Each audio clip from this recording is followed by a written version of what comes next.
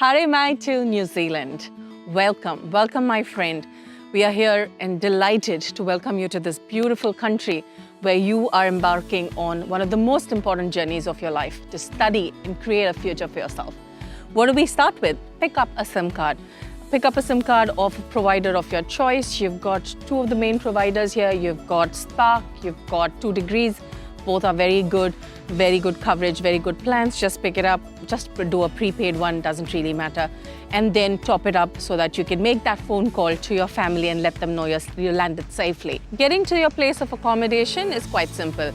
Either book yourself an Uber, or if you have a prepaid shuttle that you have booked, or a pickup from your education provider, could be some of the options that you could think of. And this is something that you could explore while you're still in your home country and pre-book it so that you are not stressed when you land here. And then once you get to your accommodation, the best thing to do is to send us an email letting us know that you have reached safely. I know you must be also excited, but allow yourself 2 days to settle down with the weather, the time difference, and your jet lag, of course. Excitement will be there, but control and take it at your own pace. The other thing that you should be doing is contacting your college, either in person or in a phone call, letting them know that you have arrived and you are good to go, and find out dates about the orientation or any other meetups that they have prior to your course start. Sometimes if you're late to arrive, you may have to go straight into class, make your paper selections. Hence, it's important that you pick up the phone and connect with your school almost the first or the second day after you arrive. After that, let's tick off some of the other important aspects. Bank accounts. You will have to open your bank account and activate your account for you to be able to use it. If you already have something called a fund transfer scheme from your home country, which you have set up, that means you have a bank account, but you've got to activate it in order to use the funds. So we have already spoken about the different banks that are available. Make your choice, it doesn't really matter. As a student, your student visa will clearly mention the number of hours that you can work. 20 hours if you are studying full-time at any level. However, if you are studying at a master's degree or a PhD, a master's by thesis that is, that's when you can work 40 hours per week. Have a look at your visa. It must clearly mention the number of hours that you're allowed to work.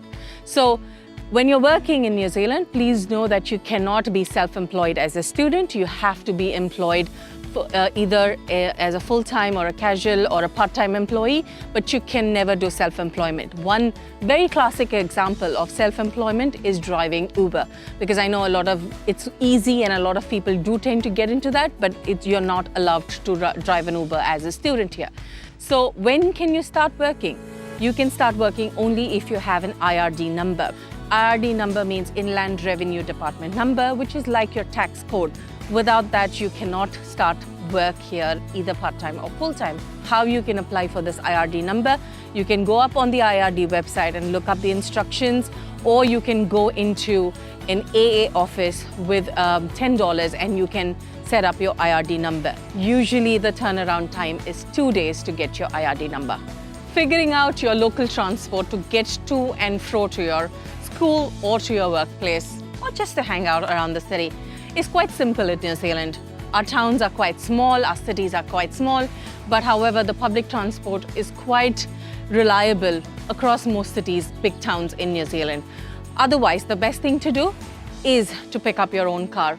It costs you anywhere from $1,000 upwards to buy a car and run it safely in this country. Like I already mentioned, you can use your international driving license also in New Zealand straight off as soon as you get a car. But yes, have a look at the driving rules, make yourself aware of it before you get behind the wheel. Do not miss your college orientation. It is the one day where you get to meet your professors, you get to meet your academic staff, your support staff, and your fellow students. Another important aspect about international student orientation is that you get to select your papers and select your timetable over which you will study your course. This will be a good preparation for you both mentally to be able to understand what your life is going to be in the next year or so. While you are a temporary visa holder in New Zealand, which is your student visa, you ought to be very, very careful, especially with the conditions on your visa. There are clear don'ts and do's on your visa which you have to adhere to. Apart from that, any change in your circumstances, it's important that you inform immigration about it. But whether a change in circumstances is material or should that you have to inform immigration, how do you know that?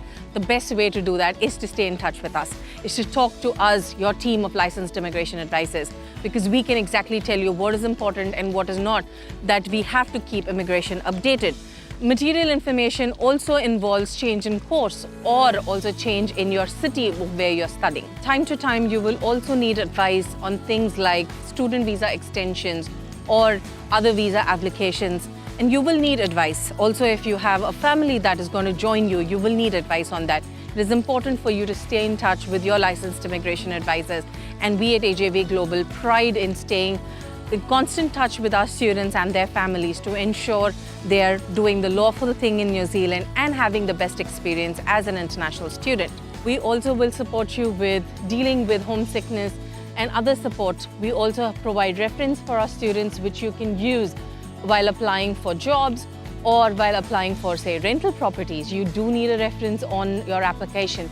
AJV Global can provide you with that. So now think about it. Is AJV Global the best advisor to work with you? Yes, of course, because we are with you while you're in your home country and after you reach here.